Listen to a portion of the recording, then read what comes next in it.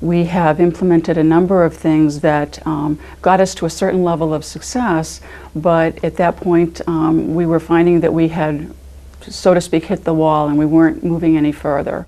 We knew that this was something that was important to take care of and that we had to put some processes in place.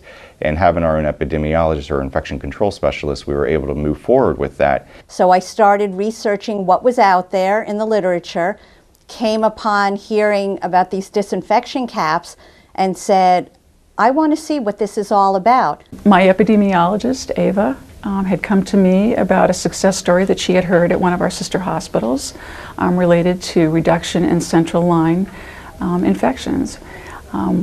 After she presented me with the case, it sounded like something that we should try here.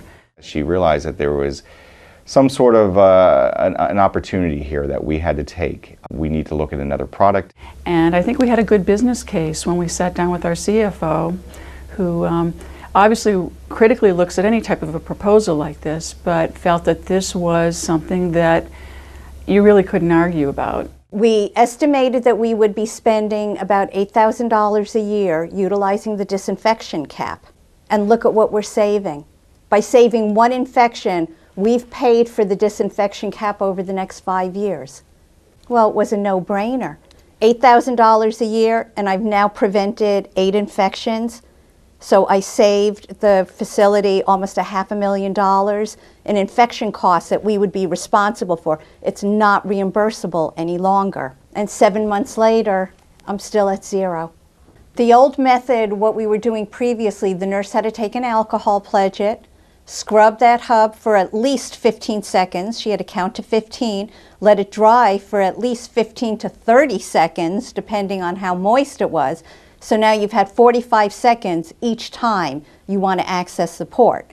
With the new method we instituted, it's in a little peel pack, it's sterile, you peel it, put it on, you twist and you go. If you use a wipe to clean a connector, you have to make sure it's dry prior to you're accessing the port because you don't want it to be wet. With the disinfection cap, it's in a constant state of disinfection. There's no drying time. You know it's not dry inside. It's kept the area disinfected. So you just take the cap off, access, put a new cap on. This particular cap keeps it moist inside, so you know that that port is constantly being disinfected with the alcohol. There's no dripping, there's no wetness. You take it off and you go.